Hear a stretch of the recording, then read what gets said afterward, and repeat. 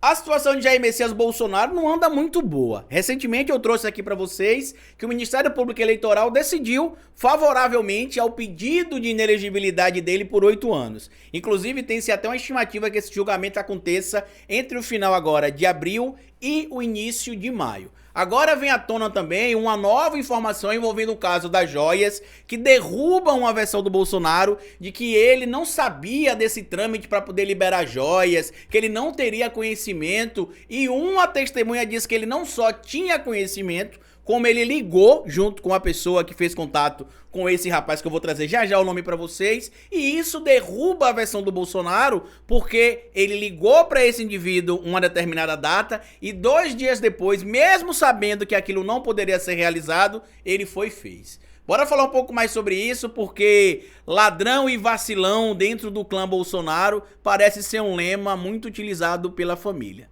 Bora pro vídeo.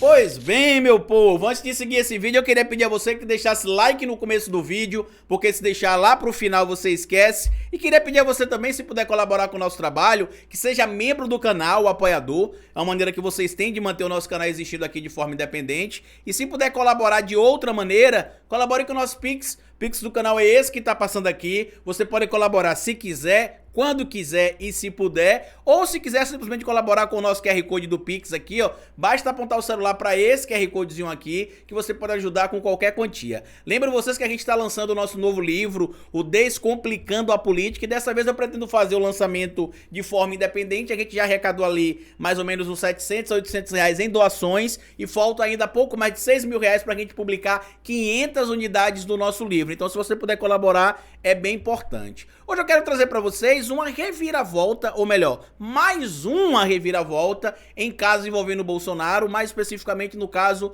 dos presentes que os árabes mandavam com frequência pro Bolsonaro. A gente sabe que ele tentou levar lá para os Estados Unidos, supostamente, o colar de 16 milhões e meio de reais que a Michelle Bolsonaro teria recebido. A gente também já sabe que foi encontrado na casa do Nelson Piquet um relógio Rolex ali, ou em uma fazenda, supostamente do Nelson Piquet, um Rolex que estaria estimado ali entre 500 e 600 mil reais, e também já sabemos que aquele conjunto de relógios devolvido ali, aquele conjunto de presentes que tinha relógio, abotoaduras, caneta que o Bolsonaro devolveu, era estimado ali em cerca de 500 mil dólares, pouco mais de 2 milhões e 300 mil reais na cotação do dólar. Hoje, se você pegar o dólar do dia que foi preso, ultrapassa os 2 milhões e meio de reais. E o que é que o Bolsonaro sempre disse? Que ele não sabia de nada, que ele não tentou levar nada, que ele tentou incorporar no acervo da presidência, mas que ele não queria levar, mas ele levou. A prova é que ele levou o relógio, tanto o da Chopard, quanto também o relógio Rolex. Levou outros presentes também, como um fuzil, que era para ser anexado, né, ou incorporado, melhor dizendo, ao acervo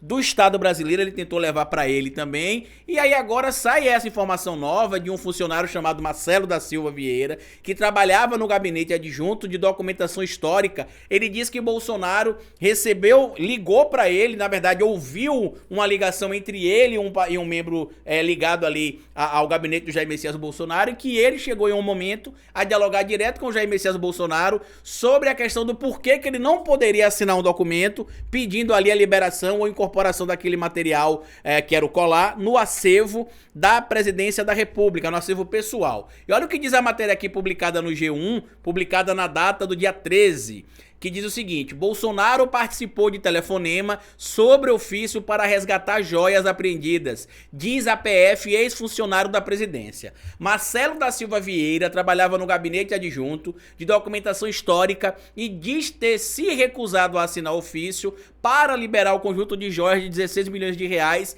retido pela Receita Federal no aeroporto de Guarulhos. Eu vou ler o resto da matéria, mas eu já vou adiantar para vocês que ele não aceitou assinar porque não era legal adicionar esse conjunto de joias ao acervo da presidência. Mas segue aqui a matéria, deixa eu dar o crédito aqui, tá? A matéria é do Bruno Tavares, Andréa Sadi e Patrícia Marques. É sempre importante dar o crédito a quem fez o trabalho.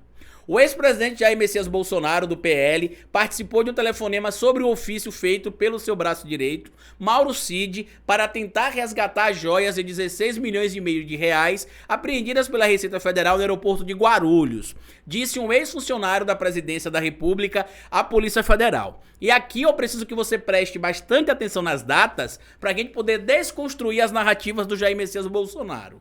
No depoimento, segundo o blog apurou, o ex-chefe de gabinete de documentação histórica da presidência, Marcelo da Silva Vieira, contou que em dezembro de 2022, o Mauro Cid, que era ali o indivíduo que trabalhava diretamente com o Bolsonaro, pediu para que ele assinasse um ofício que seria enviado à Receita para solicitar a incorporação dos bens apreendidos pela presidência. As tratativas todas ocorreram por WhatsApp e não por vias oficiais. E aqui a gente já volta para um questionamento de cara. Se não era nada fora dos trâmites legais, por que não foram formalizados ali através dos meios oficiais esses trâmites? Eles precisaram ser tratados de forma, entre aspas, extraoficiais pelo WhatsApp. Segundo ponto, preste atenção nas datas que a gente vai ter a partir de agora para vocês entenderem a tese de dolo, de intenção de produzir o resultado de, em tese, roubar supostamente as joias por parte do Bolsonaro ou dos supostos representantes dele.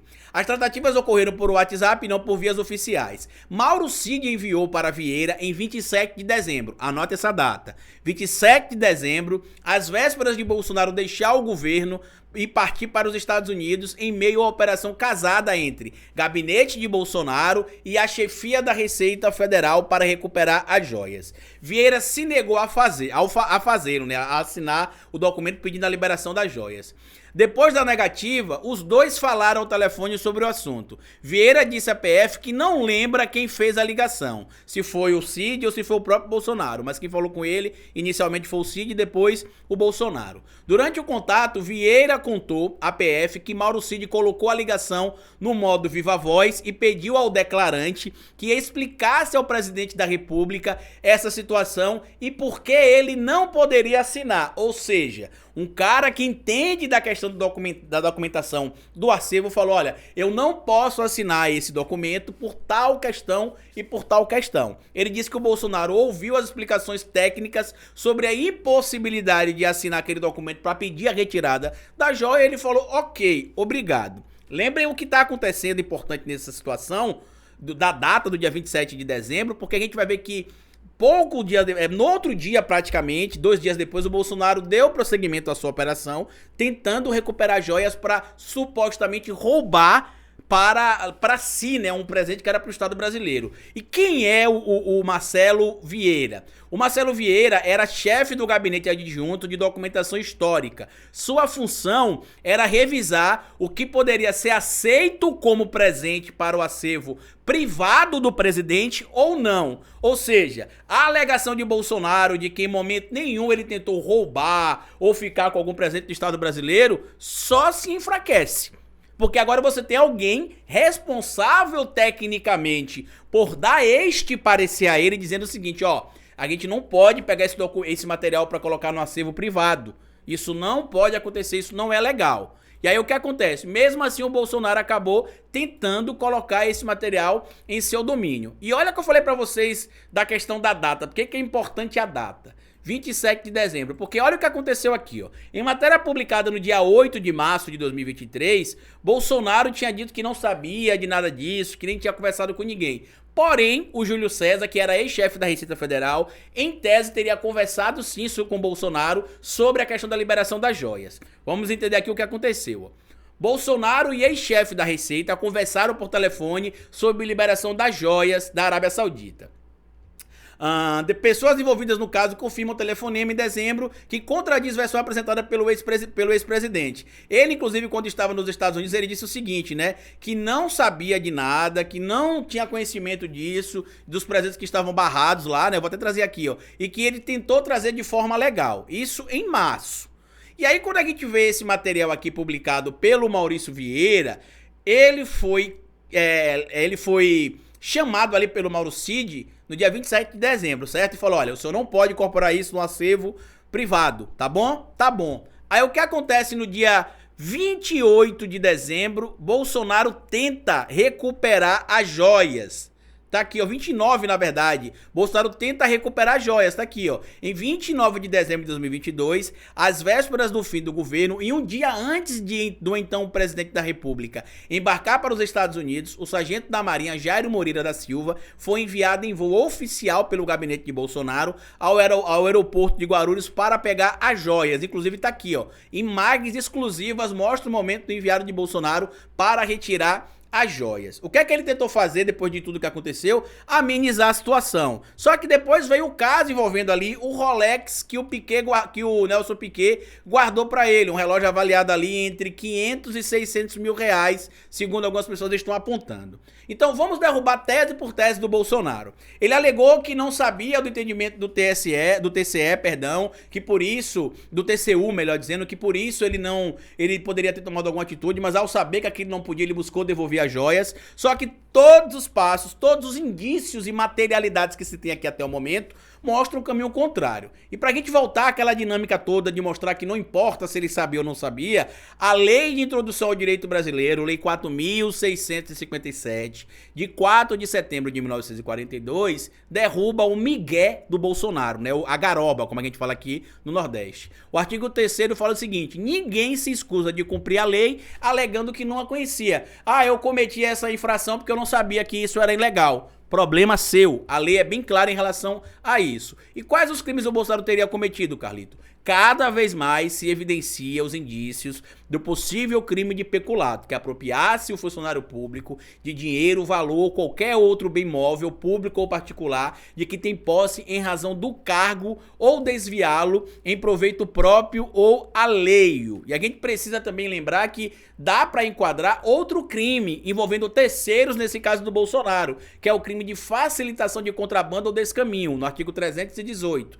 Facilitar com infração de poder funcional a prática de contrabando ou descaminho. Quando o Bolsonaro liga para o Júlio César, que é chefe da Receita Federal, ou melhor, ex-chefe da Receita Federal, e pede para ele ajudar na liberação das joias, ele tá ali fazendo o uso da sua influência para poder cometer o crime de descaminho, e isso enquadra ele também em outro crime, que é o crime de advocacia administrativa, artigo 321 do Código Penal Brasileiro, patrocinar direta ou indiretamente interesse privado perante a administração pública, valendo-se da qualidade de funcionário. Bolsonaro, quando liga, por exemplo, para o Júlio César liga para os funcionários da Receita Federal para tentar liberar joias, eles estão cometendo em tese o crime de advocacia administrativa. E por último, o crime que pode ter sido cometido por Bolsonaro e pelos ministros ali, né, pelo próprio Bento Albuquerque e por outras figuras, o crime de descaminho, que é 334 do Código Penal, que é iludir no todo ou em parte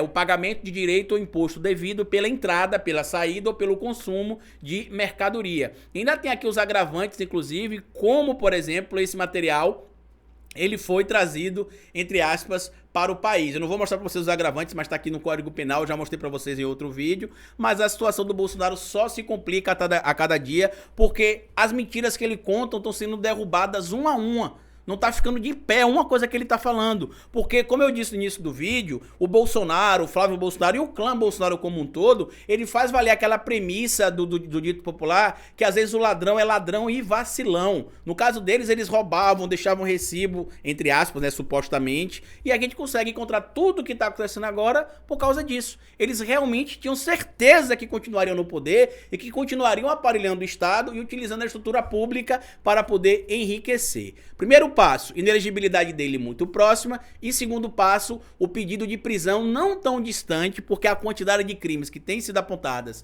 por Bolsonaro só aumenta. Compartilhe o vídeo se você puder, se inscreva no canal, deixa like, me siga nas plataformas digitais. Tudo que eu falei pra vocês vai estar fixado aqui no primeiro comentário fixo. E como eu sempre digo no final do vídeo pra vocês, é melhor escrever errado a coisa certa do que escrever certo a coisa errada. Patativa do Assaré. Até nosso próximo vídeo.